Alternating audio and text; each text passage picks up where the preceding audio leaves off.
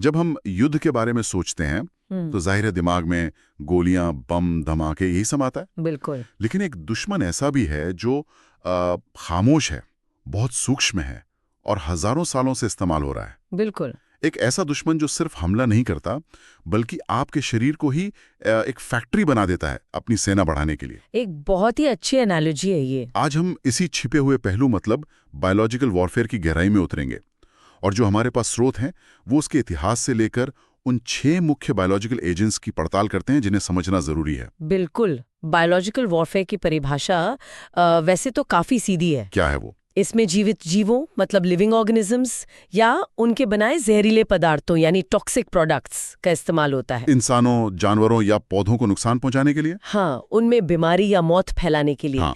लेकिन इसका जो असली फर्क है वो केमिकल एजेंट्स से है। अच्छा, वो कैसे? देखिए, एक केमिकल एजेंट उतना ही नुकसान करेगा जितनी मात्रा में उसे इस्तेमाल किया गया है, पर एक बायोलॉजिकल एजेंट वो लक्ष्य के शरीर के अंदर अपनी संख्या बढ़ाता है। मतलब मल्टीप्लाई करता है। Exactly, multiplication.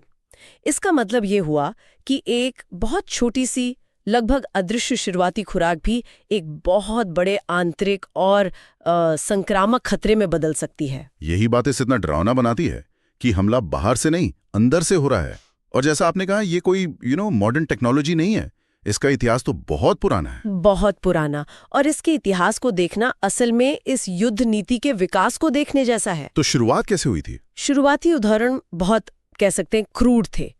6ठी शताब्दी ईसा पूर्व में एसीरियंस ने दुश्मन के कुओं में राय एरगॉट नाम का एक जहर मिला दिया था। कुओं में? मतलब पानी को टारगेट किया? हाँ बिल्कुल, पानी को।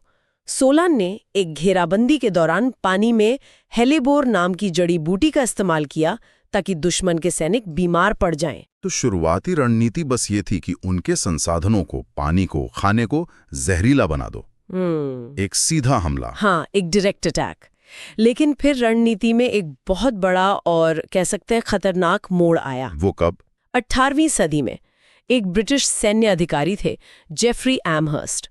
उन्होंने अपने विरोधी जो मूल अमेरिकी जनजातियां थीं, उन्हें स्मॉल पॉक्स से संक्रमित कंबल दिए। एक मिनट, संक्रमित कंबल? हाँ, यहाँ तो बात सिर्फ संसाधन को जहरीला बनाने से कहीं आगे निकल गई। बिल्कुल, ये एक बहुत बड़ा मोड़ था। यहाँ हम पानी को जहरीला बनाने से आगे बढ़ गए। ये शायद पहली बार था जब किसी ने दुश्मन के शरीर को ही एक हथियार के तौर पर इस्तेमाल करने की सोची। ये तो एक अदृश्य सेना भेजने जैसा हो गया। सही कहा, एक ऐसी सेना जो दुश्मन के खेमे में जाकर उनके अंदर ही अपनी तादाद बढ़ाती है और फिर एक से दूसरे में फैलती जाती है। और इसका नतीजा भयानक था। उन समुदायों में भयानक महामारियां फैलीं और कई महत्वपूर्ण किले उनके हाथ से निकल गए। और 20वीं सदी में आकर तो ये तरीका और भी ज्यादा साइंटिफिक और इंडस्ट्रियल स्केल पर पहुंच गया होगा। हाँ, दुर्भाग्य से प्रथम विश्व युद्ध में घोड़ों और मवेशियों को संक्रमित करने के लिए ग्लैंडर्स और एंथ्रैक्स जैसे बैक्टीरिया का इस्तेमाल किया गया ताकि दुश्मन के सप्लाई लाइंस और ट्रांसपोर्ट को तोड़ा जा सके। बिल्कुल, लेकिन इसका सबसे भयावह और संगठित रूप शायद 1937 में दिखा, जब जापान ने यूनिट 731 नाम का एक विशाल परिसर चलाया। मैंने इसके बारे में सुना है, बहुत ही कुख्यात है। हाँ, वहां वे युद्धबंदियों पर बायोलॉजिकल एजेंट्स का परीक्षण करते थे, ये समझने के लिए कि उन्हें हथियार के तौर पर कैसे इस्तेमाल किया जा सकता है। ये तो कल्पना से भी परे है। और क्या आधुनिक इतिहास में भी ऐसी घटनाएं हुई हैं जिनसे इन हथियारों के असल ताकत का अंदाजा लगा हो? हाँ, कई हैं। 1970 के दशक के अंत में लाओस और कंपुचिया से येलो रेन की रिपोर्टें आईं। Yellow rain? हाँ, कहा गया है कि विमानों से टॉक्सिन्स गिराए जा रहे थे। लेकिन शायद सबसे प्रसिद्ध और सोबरिंग उदाहरण 1979 का स्वर्डलव्स्क इंसिडेंट है, जो उस समय के सोवियत संघ में हुआ था। स्वर्डलव्स्क? इसमें ऐसा क्या हुआ था जिसने दुनिया को इतना चौंका दिया? स्वर्डलव्स्क में एक सैन्य प्रयोगशाला से एंथ्रैक्स स्पोर्स की आकस्मिक रिहाई हो गई। एक मिनट, आकस्मिक रिहाई मतलब ये कोई हमला नहीं था बल्कि ये गलती थी? हाँ, सिर्फ एक गलती। एक फॉल्टी एयर फिल्टर की वजह से एंथ्रैक्स के स्पोर्स हवा में लीक हो गए और बस उसी एक गलती से इतने लोग मारे गए। ये तो इसे और भी ज्यादा डरावना बनाता है कि इन चीजों को काबू में रखना लगभग नामुमकिन है। यही इसका सबसे डरावना पहलू था। ये स्पोर्स हवा के साथ बह गए और जो भी लोग हवा की दिशा में मतलब डाउनविंड दसियों किलोमीटर दूर तक रहते थे, उनमें से कई लोगों की मौत हो गई। बाप रे। इसने दुनिया को दिखाया कि ये हथियार कितने अनियंत्रित और खतरनाक हो सकते हैं, भले ही उनका इस्तेमाल करने का इरादा ना हो। एक छोटी सी चूक एक बड़ी तबाही ला सकती है। सुवर्दिलोस की घटना दिखाती है कि ये हथियार कितने अनियंत्रित हो सकते हैं। और ये तो सिर्फ एक तरह का एजेंट था, एंथ्रैक्स। तो इससे ये सवाल उठता है कि दुश्मन के हाथ में कितने अलग अलग तरह के जैविक हथियार हो सकते हैं। क्या वे सब एक जैसे काम करते हैं? बहुत अच्छा सवाल है, और इसका जवाब है नहीं, वे सब एक जैसे काम नहीं करते। इन एजेंट्स को समझने के लिए हम उन्हें मोटे तौर पर दो मुख्य गुटों में सोच सकते हैं। 2 गुटों में? हाँ, पहले है द बिल्डर्स, वो जो हमारे शरीर में जाकर अपनी पूरी फौज खड़ी कर देते हैं। और दूसरे हैं दी असैसिन्स, वो जो सीधे सीधे जहर से हमला करते हैं। बिल्डर्स बनाम असैसिन्स, ये दिलचस्प है। चलिए पहले बिल्डर्स की बात करते हैं। इनमें कौन आता है? बिल्डर्स में सबसे पहले आते हैं बैक्टीरिया। ये सूक्ष्म सिंगल सेल्ड जीवित जीव है। और इनकी सबसे बड़ी ताकत? इनकी रफ्तार। वे बाइनरी फिजन नाम की प्रक्रिया से बढ़ते हैं, जिसमें एक सेल 2 में बढ़ जाता है, फिर 2 4 में, 4 8 में। और कुछ ही घंटों में लाखों करोड़ों की सेना तैयार। बिल्कुल, एंथ्रैक्स और प्लेग इसी श्रेणी में आते हैं। तो बैक्टीरिया तो सीधे सीधे अपनी फौज बढ़ाते हैं, लेकिन मैंने सुना है कि कुछ एजेंट्स और भी शातिर होते हैं। उन्हें अपनी संख्या बढ़ाने के लिए हमारे ही सिस्टम को इस्तेमाल करना पड़ता है। बिल्कुल सही। यहीं पर बिल्डर्स का दूसरा सदस्य आता है, वायरसेस। तो वायरसेस? ये बैक्टीरिया से भी बहुत छोटे होते हैं और इन्हें जीवित और निर्जीव के बीच की कड़ी माना जाता है। ऐसा क्यों? क्योंकि उनमें केवल एक प्रकार का न्यूक्लिक एसिड होता है, या तो डीएनए या आरएनए, और उन्हें अपनी संख्या बढ़ाने के लिए एक जीवित होस्ट सेल की मशीनरी की जरूरत होती है। मतलब ये एक तरह के बायोलॉजिकल हाईजैकर्स हैं। वे हमारे ही सेल में घुसकर उसे कब्जा कर लेते हैं और फिर उसे अपनी फोटोकॉपी बनाने वाली मशीन बना देते हैं। एकदम सही एनोलॉजी है। वे होस्ट सेल पर कब्जा करके उसे अपनी हजारों प्रतियां बनाने पर मजबूर कर देते हैं और अंत में सेल फट जाता है। और ये नए वायरस दूसरे सेल्स पर हमला करने निकल जाते हैं। बिल्कुल, स्मॉल पॉक्स और इबोला जैसे वायरस इसी तरह काम करते हैं। ठीक है, तो ये हुए द बिल्डर्स, जो शरीर के अंदर अपनी सेना बनाते हैं। अब बात करते हैं द असैसिन्स की। ये कैसे अलग हैं? असैसिन्स वो है जिन्हें हम टॉक्सिन्स कहते हैं। ये बैक्टीरिया, पौधे या जानवरों जैसे जीवित चीजों द्वारा बनाए गए जहरीले केमिकल्स हैं। और इनमें और बिल्डर्स में सबसे बड़ा फर्क ये है कि टॉक्सिन्स अपनी संख्या नहीं बढ़ा सकते, मतलब वे मल्टीप्लाई नहीं कर सकते। तो अगर हम अपनी पुरानी एनालॉजी पर वापस जाएं, बैक्टीरिया और वायरसेस एक सेल्फ रेप्लिकेटिंग आर्मी की तरह हैं, तो टॉक्सिन्स क्या हुए? टॉक्सिन्स एक पॉइजन एरो की तरह है। जहरीला तीर। हाँ, ये बेहद घातक होते हैं और लगभग तुरंत असर करते हैं। लेकिन एक बार तीर कमान से निकल गया तो बस उतना ही जहर है जितना उस तीर पर लगा था। वे शरीर में जाने के बाद और जहर नहीं बना सकते। और ये संक्रामक नहीं होते? बिल्कुल, कंटेजियस नहीं होते।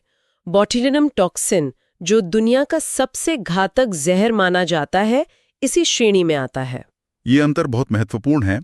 एक में खतरा समय के साथ बढ़ता है और फैल सकता है, जबकि दूसरे में खतरा तत्काल, तेज और निश्चित होता है, लेकिन फैलता नहीं है। हाँ, और इसी वजह से दोनों की रणनीतिक उपयोगिता अलग-अलग होती है। और इन दो मुख्य गुटों के अलावा कुछ स्पेशलिस्ट्स भी हैं। स्पेशलिस्ट? जैसे कि फंगी। ये क्लोरोफिल के बिना प्रिमिटिव पौधे हैं।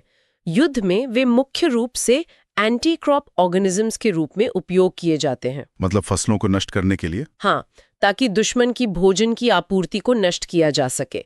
ये सीधे इंसानों पर नहीं, बल्कि दुश्मन की अर्थव्यवस्था और रसद पर हमला करते हैं। और इसी तरह प्रोटोजोआ है, जो मलेरिया और अमीबियासिस जैसी बीमारियां पैदा करते हैं, जो सेना को लंबे समय तक कमजोर कर सकती हैं। और रिक्सेट्सिया भी हैं, जो बैक्टीरिया और वायरस के बीच की कड़ी जैसे हैं, जिन्हें फैलने के लिए फ्लीज या टिक्स जैसे वेक्टर्स की जरूरत होती है। तो हमारे पास बिल्डर्स हैं, असैसिन्स हैं और स्पेशलिस्ट हैं, जो फसलों या सप्लाई लाइंस को निशाना बनाते हैं। ये तो वाकई हथियारों का एक पूरा आर्सेनल है। बिल्कुल। लेकिन इन सब में स्वेर्डलोव्स्क में एंथ्रैक्स का जिक्र हुआ था। उसमें ऐसा क्या खास है जो उसे इतना खतरनाक बनाता है? बहुत महत्वपूर्ण सवाल। और यहीं पर एक और कॉन्सेप्ट सामने आता है जो बायोलॉजिकल वॉरफेयर को और भी ज्यादा खतरनाक बना देता है। वो क्या है? वो है बैक्टीरियल स्पोर की शक्ति। स्पोर? इसका क्या मतलब है? कुछ बैक्टीरिया जैसे कि एंथ्रैक्स बहुत स्मार्ट होते हैं। जब उन्हें प्रतिकूल परिस्थितियों का सामना करना पड़ता है, जैसे बहुत ज्यादा गर्मी, सूखा या पोषक तत्वों की कमी, तो वे मरते नहीं हैं। तो वो क्या करते हैं? वे खुद को बचाने के लिए एक बहुत ही मजबूत मल्टी लेयर्ड खोल में बंद कर लेते हैं।